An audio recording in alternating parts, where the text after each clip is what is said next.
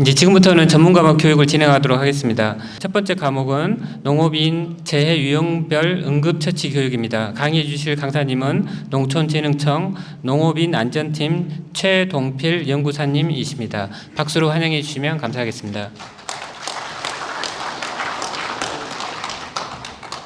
네, 저 농촌진흥청에서 나왔고 저는 그 농업인 안전팀이라는 곳이 있습니다. 네, 그곳에서 나왔습니다. 그래서 네, 다치시는 그런 사례별로 해가지고 어떻게 하면 좀 덜 다친 부위를 좀 덜 그리고 얼마나 심각하지 않게 처리할 수 있는지에 대한 부분들에 대해서 좀 간단하게 설명을 1시간 정도 해드리려고 나왔습니다.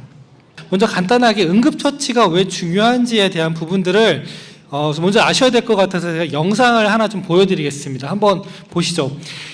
네, 영상 틀어주십시오. 네, 지금 보실 영상이 이제 버스 안에서 어떤 분이 갑자기 쓰러지셨습니다.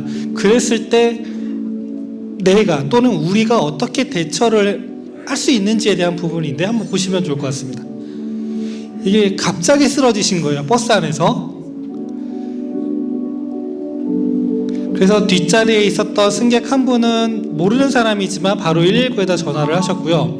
또 그 옆에 계시는 버스기사, 운전기사님 계시죠? 저분은 그 쓰러진 분 옆에서 계속 심폐소생술이라는 거, 흉부압박이라는 걸 계속 하게 되었습니다. 그러자 이분이 119가 도착하기 이전에 벌써 이제 회복을 하신 거예요. 의식을 회복하시고 병원에 가서 치료를 받고 정상적으로 완전히 회복을 하시게 되는 사례가 있었습니다. 혹시 주변에 계시는 분들 중에 혹시 일을 하신다든지 또는 길을 걸어 다니시다가 또는 주변에 친구분 만나러 다니시다가 갑자기 쓰러지시는 분들 혹시 보신 적 있으신가요?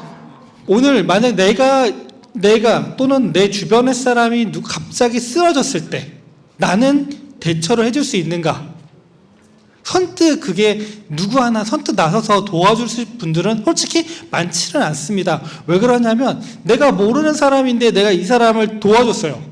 그래서 만약 저 버스 기사님 하신 것처럼 흉부압박, 심폐소생술이라는 걸 했을 때 쓰러지신 분의 갈비뼈가 부러졌는데 그분이 이제 회복을 하셔가지고 나 살려준 건 고마운데 내 뼈가 부러졌으니 당신이 책임져. 이런 사례가 나옵니다. 그러면 쉽게 다음번엔 또 그런 상황이 일어났을 때 도움을 줄 수 있을까요? 없습니다. 쉽지 않죠. 하지만 우리나라에 이런 게 있어요. 우리나라에 선한 사마리안 법이라는 게 있습니다. 선한 사마리안 법. 이게 뭐냐면 내가 선한 목적으로 어떤 응급한 상황에 빠진 사람을 도와줬을 때 도와준 이 나는 법적으로 보호를 받습니다. 그래서 내가 선한 목적으로 이 사람을 살렸지만 다쳤던 그분이 특정 부위에 어떤 손상을 입었다 하더라도 나는 나의 목적 자체가 굉장히 선하게 접근을 했기 때문에 저는 법적인 처벌을 전혀 받지가 않는다라는 겁니다. 근데 반대로 이런 경우도 있습니다. 지금 우리나라는 이렇게 되어 있는데 일본이나 프랑스 이런 데 있죠. 이런 데는 응급한 상황에 빠진 사람이 있어요. 근데 이거를 난 옆에서 보고 누가 다쳤네? 누가 도와주겠지 하고 그냥 가만히 있거나 또는 이렇게 갑니다. 이렇게 슬금슬금. 그러면 이 사람은 법적으로 처벌을 받습니다. 오히려 우리나라랑 반대죠. 우리나라랑 다릅니다.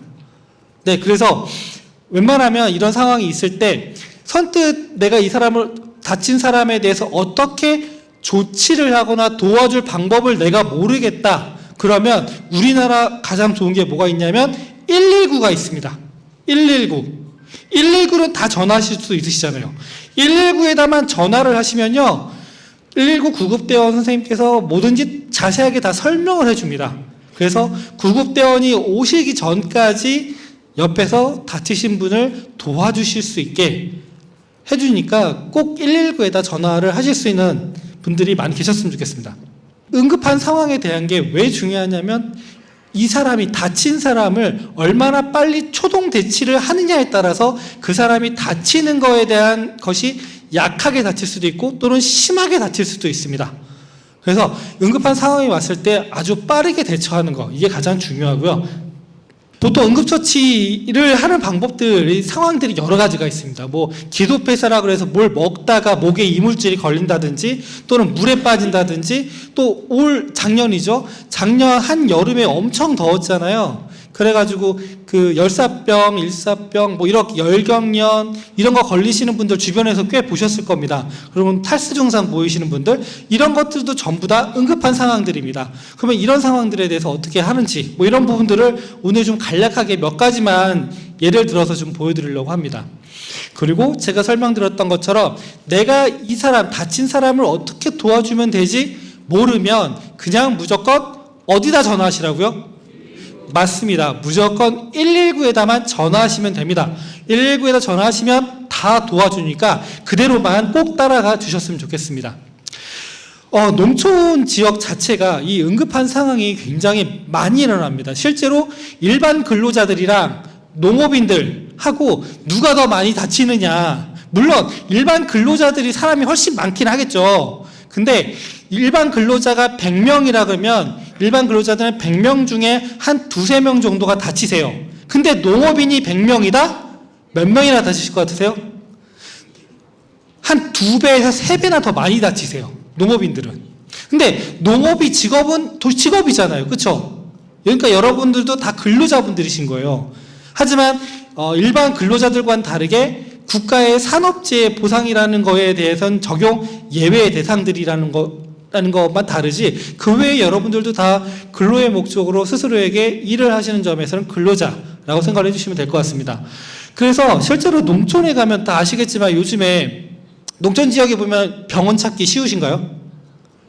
어렵습니다. 그리고 시내까지 나가야 되고 또 내가 있는 지역에서 큰 병원까지 가려면 어떤 경우는 뭐 1시간까지도 가셔야 되는 경우도 많고 또 버스가 잘 다니는 것도 아니라서 한참을 기다리셔야 되죠. 근데 응급한 상황이 왔는데 당장 1분 1초가 아까운 상황에서 버스 타고 가실 수 없으시잖아요. 그러면 그렇죠. 택시도 부를 수 있습니다. 하지만 어떻게 보면 119가 올 때까지 기다리는 시간대가 있어야 되는데 그러면 내가 누가 다쳤을 때 이 다친 시간대에서 119가 오는 그 시간만큼 이 사람을 방치하면 될까요? 방치하면 안 되겠죠. 그러면 방치하지 말고 내가 어떻게 하면 이 다친 사람을 조금 더 편하게 그리고 좀 더 안정되게 좀 조치할 수 있는지 뭐 그런 것들이 농촌에서는 굉장히 필요한 분입니다. 그래서 여기 계신 선생님들이 다는 모르시겠지만 어느 정도 응급한 상황이 왔을 때 내가 어떻게 조치를 하면 될까라는 걸 한 번씩만 좀 생각을 해주시는 자리가 있으면 좋겠습니다. 그리고 또 하나가 이런 것도 있습니다. 농업 기계화. 요즘에 웬만하면 논작업 같은 경우에는 거의 100% 가까이 기계화되어 있죠. 그리고 기계 자체도 굉장히 대형화되어 있다 보니까 옛날에는 수작업을 하면서 다치는 거에 비해서 요즘엔 기계로 가서 작업을 하다 보니 한 번 다치시게 되면 거의 중상 이상입니다. 쉽게 다치는 상황이 아니라 저희가 자주 보는 게 뭐 트랙터나 뭐 컴바인 같은 거 작업하시다 사고가 났대요. 그럼 그 사고가 단순하게 뭐 넘어지는 사고 뭐 이런 것도 있긴 하겠지만 실제로 사고가 나면 어디가 절단이 되신다든지 또는 어디가 사망까지 일어나는 경우들이 굉장히 많이 일어나고 있습니다. 사례들이. 그리고 뭐 농약 중독도 여전히 많이들 뭐 사고가 일어나고 있고요. 제가 또 하나 이제 각각의 응급한 상황 사례별로 해서 좀 보여드릴 건데 그 중에 좀 많이 보여지고 있는 사례들에 대해서만 좀 설명을 드리겠습니다. 첫 번째는 기도폐쇄와 관련된 내용인데요. 기도폐쇄가 말씀드렸던 것처럼 목에 이물질이 걸렸을 때 어떻게 조치를 하면 되냐. 옛날엔 이랬죠. 사람 목에 이물질이 걸리면 뭐부터 할까요? 등 두들기죠. 옆에 있는 사람이 등 두들기죠. 근데 등까지 두들겼지만 이물질이 안 나오는 경우에는 어떻게 해야 할까요? 119요? 119 부르는 거 네. 119에다 119 전화하시면요. 거기 선생님께서 이물질이 걸리셨어요. 그럼 어떻게 행동을 취하세요라고 설명을 해줄 겁니다. 그게 보통 하임리법이라는 게 있습니다. 오늘 그거에 대해서 좀 간단히 설명드릴게요. 한번 영상 보시고서 확인하겠습니다.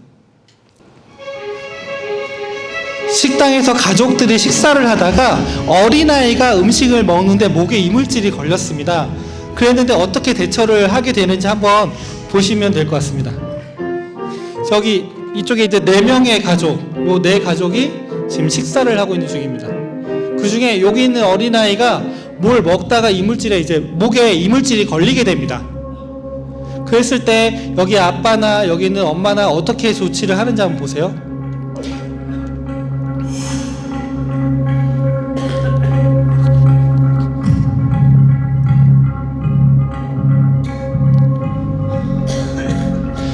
아이를 데리고서 아빠가 지금 뒤에서 막 이렇게 막 감싸면서 툭툭 치고 있죠. 이게 어떻게 하면 하임리법이라는 방법 중에 하나이긴 한데 정확한 자세로 하는 게 아니었습니다. 이 하임리법에 대해서 이 아빠가 한 하임리법은 성인을 대상으로 한 하임리법이었고요.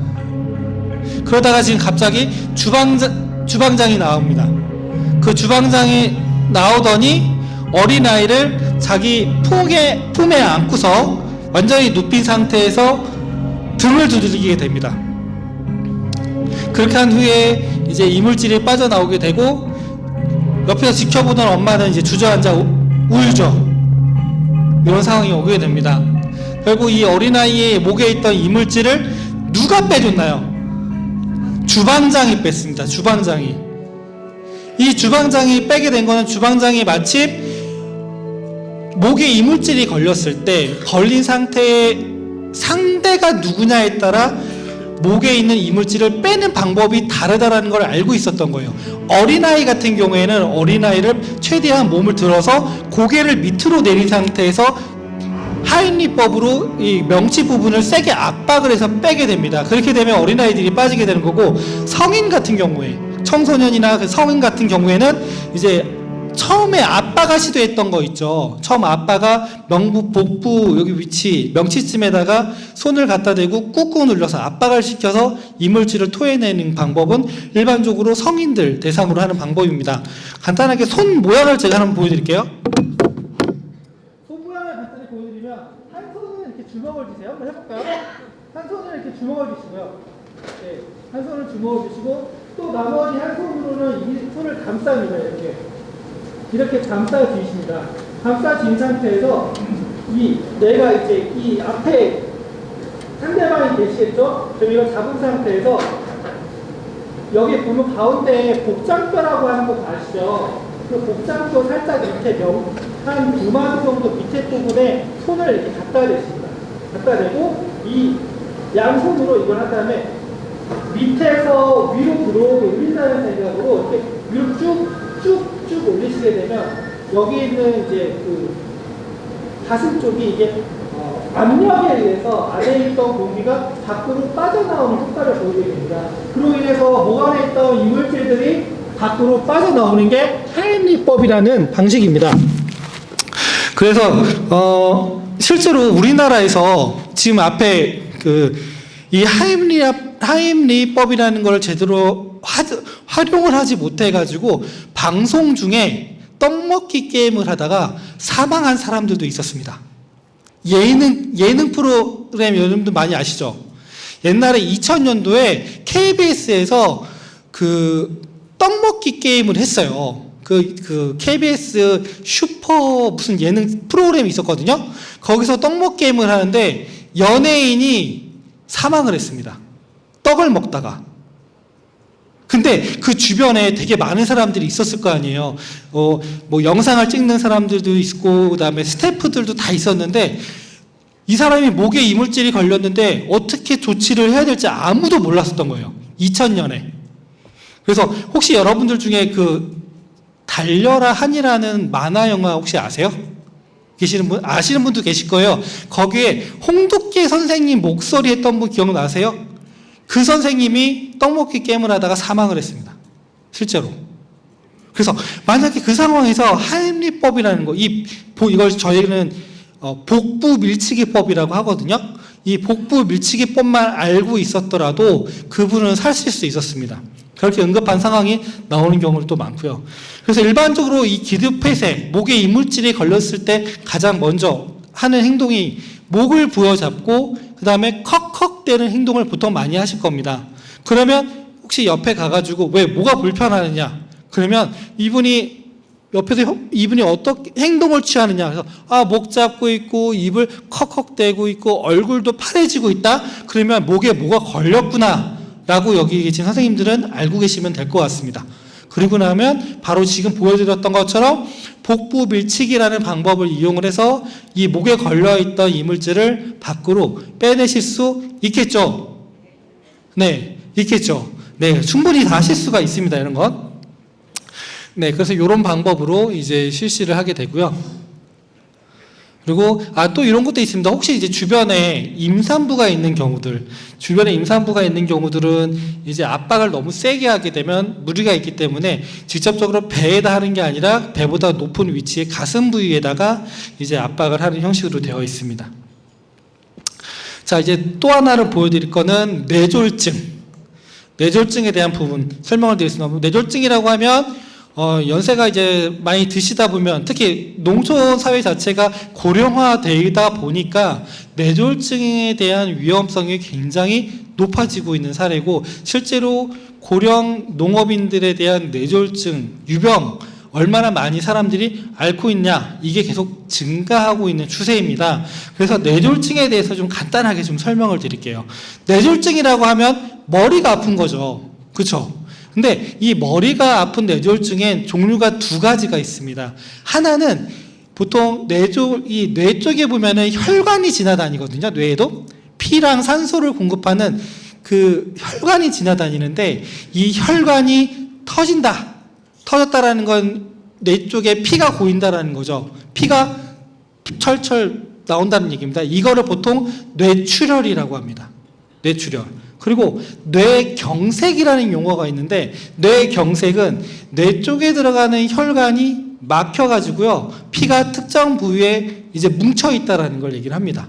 전반적으로는 뇌경색이 전체의 한 80%, 그 다음에 뇌출혈이 한 20% 정도 차지하고 있습니다. 위험 요인 볼까요? 어떤 사람들이 뇌졸중에 많이 걸릴 수 있는 위험을 갖고 있느냐? 고혈압, 고지혈증, 당뇨병, 심장병, 흡연, 음주, 이런 걸 하시는 분들이 뇌졸중에 걸릴 위험성이 굉장히 높다고들 하고 있습니다. 그러면 뇌졸중 증상이 뭐냐? 일반적으로 혹시 가끔 이렇게 자고 일어나면 목이 뻣뻣한 거 느끼시는 분들 계시나요? 없으신가요? 또는 팔다리도 뻣뻣하고 그 다음에 사물이 반쪽으로 보인다든지, 또는 물이나 음식을 먹다가 삼키지 못하고 흘린다든지, 또는 두통이 심하고 어지러움이 생긴다든지, 또는 말을 하는데 그거 뭐지? 갑자기 단어가 생각이 안 나요. 갑작스럽게. 그런 경우가 뇌졸중을 약간은 의심을 해볼 만한 상황이 됩니다. 간단하게 테스트를 한번 해보겠습니다. 이게 자가진단법이라고 하는데, 첫 번째는 언어장애. 이거는 내가 상대방이랑 말을 했을 때 정상적으로 소통이 안 되는 거예요. 단어를 자꾸 까먹는 경우들. 그런 경우들이 있고요. 또는 또 하나가 안면이 처지는 거. 얼굴이 한쪽 면으로 흘러내리는 겁니다. 쉽게 말하면. 또는 한쪽 면이 위로 올라갔는지. 주변에 그런 분 양 옆을 한번 보실래요? 같이 오신 분들 계시면 양쪽에 계시는 분들 얼굴을 한번 보십시오. 그런 분들 안 계시죠? 제가 여기서 봤을 땐 그런 분들은 안 계시는 것 같습니다. 네. 또는 이런 것도 있습니다. 제가 좀 보기 흉하시겠지만 제가 하나를 좀 보여드릴게요. 얼굴을 찡그리는 건데 어떻게 찡그리냐면요, 이렇게 찡그립니다. 이렇게 찡그렸을 때 그 찡그리는 모양이 양쪽이 비슷하게 찡그러져야 되는데, 한쪽 면만 찡그러지고 한쪽 면은 찡그러지지 않는다? 그럼 이것도 의심할 만한 상황이 되게 되겠습니다. 그리고 또 하나가, 한번 팔 들어 올려보실래요? 양쪽 팔을 다 들어 올리셨을 때 이 두 개의 팔이 똑같은 선에 들어갈 수 있도록, 만약에 이게 안 되고 한쪽으로 이게 내려간다, 이러면 이것도 역시 마찬가지로 의심해 볼 만한 상황이 됩니다. 그래서 이렇게 세 가지 중에 한 가지라도 증상이 있는 경우들은 약 70% 가까이 뇌졸중의 위험성이 있는 분들이라고 생각을 하시면 되겠습니다. 이런 경우가 생기면 바로 병원에 한번 가셔가지고 진료를 받아보시는 게 가장 좋습니다. 자, 이 뇌졸중이 의심될 때 이건 이제 시간이 가장 중요합니다. 최대한 빠르게 병원에 가시는 게 가장 중요해요. 어떤 방법이라도. 그래서 이런 증상을 보이는 사람이 있으면 바로 119에 전화를 하시고요. 그 다음에 이런 경우에는 일반 시내에 있는 병원은 안 됩니다. 바로 종합병원으로 가셔야 됩니다. 괜히 동네 병원으로 가셨다가 동네 병원에서도 자기네들은 어떻게 할 수 없으니 큰 병원으로 가시라고 얘기를 할 겁니다. 그러니 동네 병원에 가는 시간을 절약하셔가지고 바로 종합병원, 상급 병원으로 가시는 게 가장 좋은 방법이라고 설명을 드릴 수 있을 것 같습니다. 그다음에 이제 이번에는 심근경색이라는 걸 좀 설명을 드릴 건데요. 뇌졸중이 어디가 아픈 거라고요? 뇌가 아프다고 말씀드렸잖아요. 뇌. 그리고 심근경색증은요, 심장이 아픈 거라고 생각해 주시면 될 것 같습니다. 심장에 들어가는 혈관들이 있는데, 얘도 혈관이 있는데, 심장에 들어가는 혈관이 막히거나 역시 마찬가지로 혈관이 터져서 생기는 게 심근경색증입니다. 실제로 심근경색증 때문에 사망하시는 분들도 굉장히 많이 있습니다. 보통 이런 심근경색증 증상이 뭐냐면, 일반적으로 TV 드라마 보시면 가슴 부여잡고 쓰러지시는 분들 많이 계시죠? 무슨 막 갑자기 목 잡는 분들은 일반적으로 그 뇌졸중이라고 생각하시면 되고, 가슴 부여잡으면 심근경색증이라고 생각을 해주시면 됩니다. 그래서 TV나 드라마에도 그런 상황을 연출하는 경우들이 많이 있습니다. 보통 이렇게 심근경색증 같은 경우에 한 번 통증이 일어나게 되면 한 30분 이상 연속적으로 계속 아픕니다. 뭔가 바늘이 찌르는 것 같고, 또는 빨래 빨듯이 막 가슴이 쥐어 짜는 듯한 그런 고통이 수반이 된다고 합니다. 그런 경우에 역시 이것도 마찬가지로 시간이 가장 중요하다. 최대한 빨리 병원으로 가보시는 게 가장 중요합니다. 그래서 주변 상황에 이렇게 가슴 부여잡고 쓰러지신 분이 있고, 그분이 갑자기 숨을 또 안 쉬는 것 같다. 그러면 그때 하는 방법은 아까 버스 운전사 기사님이 하시는 방법 보셨죠? 그것처럼 심폐소생술이라는 걸 하셔야 됩니다. 혹시 심폐소생술이라는 거 배우셨나요? 어디선가 보시게 하셨죠? 네. 오늘 그걸 잠깐만 또 보여드릴게요. 네.